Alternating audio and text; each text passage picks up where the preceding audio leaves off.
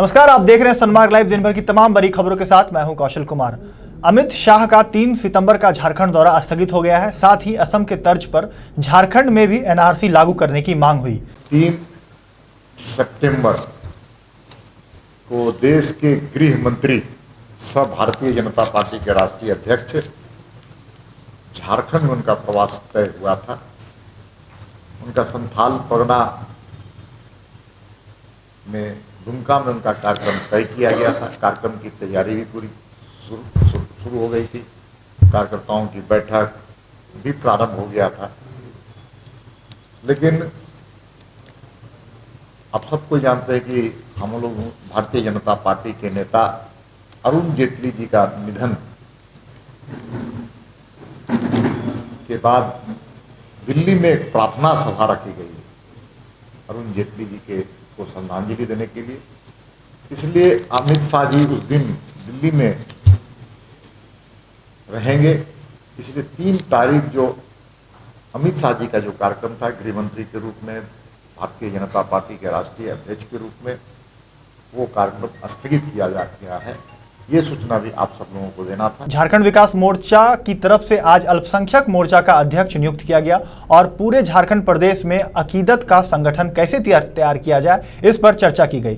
साथ ही बाबूलाल मरांडी के नेतृत्व में आगामी 25 सितंबर को प्रभात तारा मैदान में समागम रैली निकाली जाएगी, जिसमें अल्पसंख्यक मोर्चा की तरफ से बढ़ चढ़कर हिस्सा लेने का दावा किया गया है।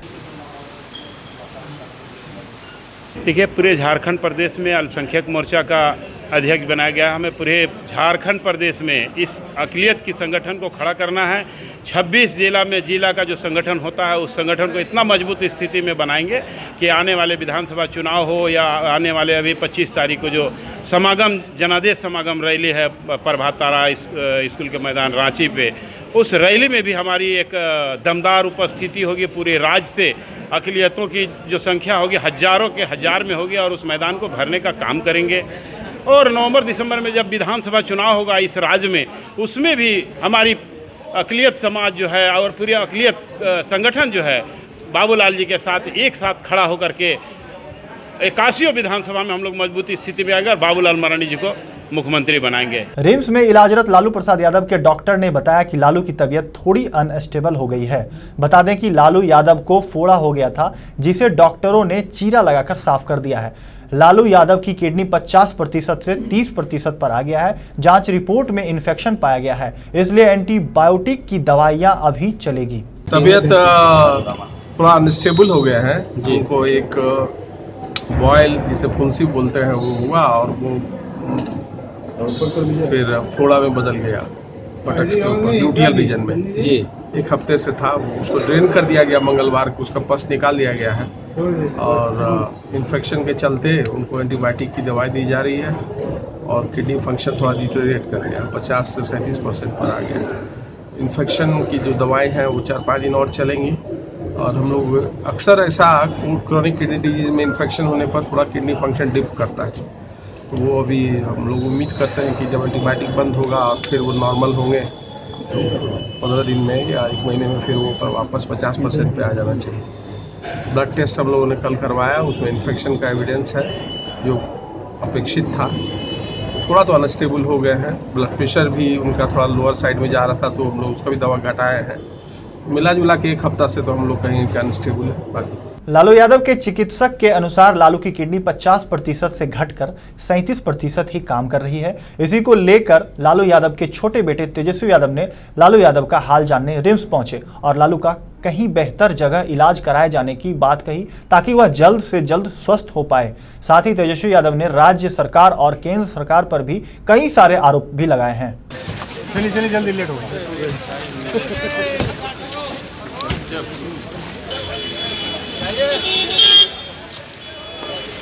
मेडिकल बुलेटिन जो है रिम्स के डॉक्टर जो हैं वो जारी करने का काम करते हैं। तो आज भी आप लोगों को पता होगा, जिसमें कि उन्होंने बताया होगा कि किडनी जो फंक्शन जिस हिसाब से करना चाहिए उस हिसाब से नहीं कर रहा, जिसको चिंता हम लोगों को शुरुआत से ही थी। मतलब कि 73% अब जो है किडनी जो है काम नहीं कर रहा और केवल जो है 37% यानी 37% ही जो है उनका किडनी जो है फंक्शनिंग कर रहा है। स्वास्थ्य को लेकर के हम लोग चिंतित हैं और मुझे जहाँ तक लगता है कि उनको और बेहतर इलाज की ज़रूरत है। हमारी मुलाकात हुई और देश की स्थिति को देखते हुए काफ़ी वो चिंतित भी थे, परेशान थे। जिस हिसाब से नौजवानों का रोज़गार छीना जा रहा है, देश में जिस हिसाब से आर्थिक मंदी आई है, किसानों का हाल बुरा है, इसको लेकर के वो काफ़ी चिंतित हैं। तो और भी चीज़ें हैं, लेकिन हम लोग का जो बेटे होने के नाते, या सिर्फ मेरा ही नहीं बल्कि बिहार और देश भर में करोड़ों लोग जो लालू जी को चाहते हैं, उन सब का यही कामना है कि लालू जी का इलाज जो है और बेहतर होना चाहिए। मतलब एम्स भेजा जाना चाहिए। नहीं, अब कहाँ भेजा जाना चाहिए, नहीं, हम तो बेहतर इलाज की बात कर रहे हैं। बेहतर इलाज यहाँ भी हो जाए तो बहुत बढ़िया है, लेकिन जो डिजीज़ है जिस हिसाब से डॉक्टर ने बताया वो क्योर होना चाहिए, जो बीमारी है वो दूर होनी चाहिए। आप समझ सकते हैं कि किसी व्यक्ति का अगर 73% किडनी काम ना करे तो उसकी क्या स्थिति होती है। तो ये सारी चीज़ों को देखते हुए हम लोग चिंतित हैं। हालांकि मॉनिटरिंग लगातार लोग हैं, देख रहे हैं, लेकिन और बेहतर इलाज की उनको ज़रूरत है। आज शनिवार का दिन है, यानी लालू से मिलने का दिन। इसी बाबत आज बिहार के कटोरिया विधानसभा की विधायक सीमा हेम्ब्रोम लालू यादव से मिलने पहुंची। लालू यादव से मुलाकात करने के बाद विधायक सीमा हेम्ब्रोम ने लालू के स्वास्थ्य को लेकर चिंता जताई है। साथ ही लालू के बेहतर इलाज के लिए बाहर भेजा जाने की बात कही है। मुलाकात सिर्फ और सिर्फ उनकी सेहत को जानकारी लेने के लिए, उनका हाल समाचार पूछने के लिए हम आए हुए थे, उनसे मिलने के लिए। और सभी को चिंतित है, हम खुद चिंतित हैं उनके स्वास्थ्य को लेकर। अभी तक में उनके स्वास्थ्य को अगर देखा जाए तो उनको अभी तक में बाहर आ जाना चाहिए। सर्वोपरि है, वो जो भी आशीर्वाद देते हैं। अखिल भारतीय विद्यार्थी परिषद के तत्वाधान में एसएम मेमोरियल के छात्राओं ने रांची यूनिवर्सिटी के वीसी रमेश पांडे से जाकर उनके कार्यालय में मुलाकात की और कॉलेज में कंप्यूटर शिक्षक की कमी को लेकर ज्ञापन सौंपा गया। ग्रामीण क्षेत्र के छात्र छात्राओं को कंप्यूटर शिक्षक नहीं होने की वजह से कंप्यूटर की परीक्षा में दिक्कतों का सामना करना पड़ रहा है। तो जो कंप्यूटर का जो एग्ज़ाम हुआ वो हम लोग ही पढ़े ही नहीं थे, जो हम लोग के कॉलेज के द्वारा पढ़ा ही नहीं गया था। हम लोग के यहाँ टीचर ही नहीं कॉलेज में, तो पढ़ेंगे कहाँ से। ऑब्वियस है कि हम लोग जो हैं ग्रामीण इलाका से आते हैं, बहुत सारे स्टूडेंट, अधिकांश जो स्टूडेंट हैं हम लोग ग्रामीण इलाका से आते हैं। समस्या यहाँ पे है कि जो पीछे सारे छात्र खड़े हैं वो एसएस मेमोरियल कॉलेज के हैं। अभी कुछ दिन पहले 28 तारीख को कंप्यूटर का एग्ज़ाम हुआ था और कंप्यूटर का एग्ज़ाम हुआ था और इनके कॉलेज में उसकी पढ़ाई होती ही नहीं है। ठीक है, एक भी टीचर वहाँ पे उपलब्ध नहीं है। उसके बावजूद एग्ज़ाम लिया गया और सवाल बहुत कठिन थे और जो छात्र हैं वो ग्रामीण इलाके से आते हैं, तो ये सामर्थ्य नहीं है कि वो कंप्यूटर की पढ़ाई अपने घर में या फिर सेल्फ स्टडी वो कंप्यूटर से कर सके। सबसे बड़ा चीज़ क्या है कि इनको गाइडलाइन नहीं मिल रहा है ना कॉलेज से, और ये इतने सक्षम भी नहीं है कि ये खुद से जाके कंप्यूटर का क्लास कर सके। मेरा सवाल यही है कि जब रांची विश्वविद्यालय के पास शिक्षक नहीं है तो या तो वो ये सब्जेक्ट को बंद कर दें और नहीं तो फिर इसका उपाय निकाला जाए कि हर टीचर, ये एक कॉलेज का समस्या नहीं है, ये सारे कॉलेज में, रांची विश्वविद्यालय के अंतर्गत जितने भी कॉलेज आते हैं, चाहे वो अफिलिएटेड कॉलेज हो चाहे उनके अंगीभूत कॉलेज हो। विश्वविद्यालय का काम है गुणवत्तापूर्वक शिक्षक प्रदान करना और परीक्षाओं का आयोजन इसलिए किया जाता है कि विद्यार्थियों की क्षमता का आकलन हम कर सकें। ऐसा भी हम लोगों ने पहले भी किया है और अब भी करेंगे। जब भी हम यह पाते हैं कि छात्रों की संख्या ज़्यादा है अनुत्तीर्ण होने वालों की, तो उस परिस्थिति में हम लोग फिर दोबारा परीक्षा भी आयोजित करते हैं, क्योंकि विश्वविद्यालय छात्र हित के लिए ही है और छात्रों की तैयारी पूरी हो इसकी व्यवस्था हम लोग करेंगे। यह तो सच है कि विश्वविद्यालय में शिक्षकों की कमी है। बात करेंगे आंगनवाड़ी महिलाएं की। बीते कई दिनों से आंगनवाड़ी महिलाएं अपनी मांगों को लेकर प्रदर्शन कर रही है। शनिवार को हरमू मैदान में हजारों की संख्या में आंगनवाड़ी सेविकाओं ने सरकार का विरोध किया और कहा कि जब तक सरकार हमारी मांगों को पूरा नहीं करेगी तब तक हमारा विरोध जारी रहेगा।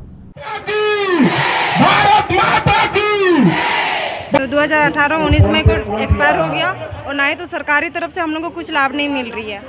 और हम लोग का मेरी माँ 19 साल जॉब की थी और कार्यरत रहते हुए हमारी माँ डेट की है। हम चाहते हैं कि मेरी माँ का जॉब हम लोग का हो जाए। जैसे उनकी पुत्री को या पुत्र वधू को एक आश्रित को नौकरी दिया जाए।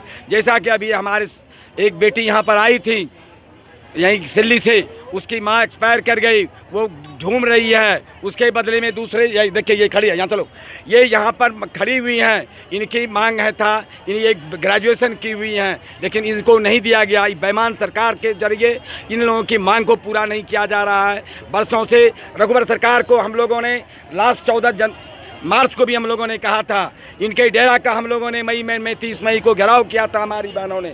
इन्होंने बार बार आश्वासन दिया कि इनकी मांग को दिया जाएगा, इनकी उचित मांग को हम मानेंगे, हम समझौता करेंगे। लेकिन इतना ही झूठा सरकार है, इतना ही गलत वादा करता है कि आज तक किसी वादे को इन्होंने पूरा नहीं किया। मैं आपके माध्यम से और मीडिया के माध्यम से, इन बहनों के माध्यम से, उस माध्यम से कहना चाहता हूँ कि जो हमारी मांगें हैं, इन बहनों के जो जायज़ मांगें हैं, इन्हें इमीडिएट पूरा करे, अन्यथा ही भोगने के लिए तैयार रहे।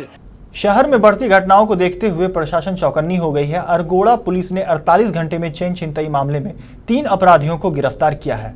मामला 28 अगस्त का है, जहां पटेल चौक के समीप छिनतई गिरोह के 2 अपराधी स्कूटी सवार एक गर्भवती महिला से चेन छीनकर फरार हो गई। महिला ने इसकी सूचना पुलिस को दी, जिसके बाद सीसीटीवी को खंगाल पुलिस ने अपराधियों को गिरफ्तार कर लिया है। पुलिस ने अपराधियों के पास से 3000 रुपये, 1 स्कूटी और 2 चाकू भी बरामद किए हैं। दिनांक 28 अगस्त को सुबह प्रातः जब ये विक्टिम और उनकी मां मॉर्निंग वॉक करके वापस लौट रही थी हरमू मैदान से, तो पटेल चौक के नज़दीक में इनकी चेन छीनते की घटना हुई। और विक्टिम चूँकि गर्भवती महिला थी, तो इन्होंने थाने में जो है हम लोगों को जो सूचना प्राप्त हुई वो लगभग 11:30 के आसपास में हमको प्राप्त हुई सूचना यही थी कि 2 स्कूटी के ऊपर जो है 2 अपराधी जो सवार थे, 2 व्यक्ति, जो कि उसमें से पीछे जो लड़का बैठा था वो वाइट टी-शर्ट में था, काला पैंट में था। यही बताते हुए उन्होंने बताया कि चेन छीनते की घटना करके भागे हैं। तो तुरंत जो है इस सूचना पाते ही जो हमारे थाना प्रभारी घटनास्थल की ओर रवाना हुए और घटनास्थल से जो हमको जानकारी एकत्रित हुई उसके आधार पे हमने एक एफआईआर दर्ज की। एफआईआर संख्या 278/19 दिनांक 28 अगस्त को ये दर्ज किया गया। इसके बाद में हमारे निर्देशन में एक टीम का गठन किया गया, जिसमें डीएसपी हटिया, थाना प्रभारी अरगोड़ा थाना एवं 2 एसआई साहिबान और कुछ सशस्त्र बल। इस टीम ने लगभग जो है पिछले 48 घंटे तक काम किया है और 48 घंटे के अंदर जो शुरू का 24 घंटा जो था उसमें अपराधियों की पहचान हो चुकी थी, परंतु हम लोग जो है सभी इसमें एविडेंसेस एकत्रित कर रहे थे। उसी एविडेंसेस एकत्रित करने के दौरान इसमें हमें ज्ञात हुआ कि जो ये गिरफ्तार जो व्यक्ति हैं उनकी जांच करने पर पाया गया कि जो मोहम्मद नौशाद जो गिरफ्तार हुए और साथ में उनके मोहम्मद साजिद अंसारी, तो इन दोनों का क्रिमिनल रिकॉर्ड है। और जो साजिद अंसारी हैं वो घटना के जो है मास्टरमाइंड रहे हैं। इन्होंने वर्ष 2019 में अभी तक जो है विभिन्न थाना क्षेत्रों में 8 घटनाओं को कारित किया है 2019 में, और 4 घटनाएं पहले की हैं। तो कुल मिला के 12 घटनाएं उनके द्वारा की गई हैं। रांची यूनिवर्सिटी के सिंडिकेट की बैठक आज वीसी रमेश पांडे की अध्यक्षता में हुई, जिसमें कई प्रस्ताव पर चर्चा की गई। कुछ शिक्षकों ने अस्वस्थता के कारण वीआरसी लेने के लिए आवेदन डाला था, जिस पर आज मुहर लग गई। साथ ही छात्र संघ चुनाव पर विशेष रूप से चर्चा की गई कि किस प्रकार चुनाव की तैयारियां की जाए, जिसमें विश्वविद्यालय प्रशासन अच्छी तरह से चुनाव का समापन करा सके। सिंडिकेट की बैठक में पूर्व में जो सिंडिकेट के निर्णय लिए गए थे उनको संतुष्ट किया गया। इसके अलावा हमारे विश्वविद्यालय के 3 शिक्षकों ने सेवानिवृत्ति के लिए आवेदन दिए थे। झारखंड यूनिवर्सिटीज़ एक्ट के अनुसार उन्हें स्वीकार किया गया और शिक्षकों से उनके स्वास्थ्य संबंधी प्रमाण पत्र मांगे गए, क्योंकि हम सभी चाहते हैं कि शिक्षक हमारे यहाँ काम करते रहें, और लेकिन उन्होंने काम करने में असमर्थता जाहिर की है स्वास्थ्य कारणों से। तो स्वास्थ्य प्रमाण पत्र उनसे मांगा गया है, लेकिन नीतिगत हम लोगों ने उन्हें रिटायर करने का अनुमोदन किया आज के बैठक में। इस बैठक में झारखंड पब्लिक सर्विस कमीशन से प्रोन्नतियों के जो मामले आए थे, जिसको मैंने घटनोत्तर स्वीकृति के लिए सिंडिकेट में रखने का निर्णय लिया था, तो उन सभी शिक्षकों को घटनोत्तर स्वीकृति प्रदान की गई। इस बुलेटिन में बस इतना ही। दिन भर की तमाम बड़ी खबरों से अपडेट रहने के लिए सनमार्ग लाइव को सब्सक्राइब करें। नमस्कार।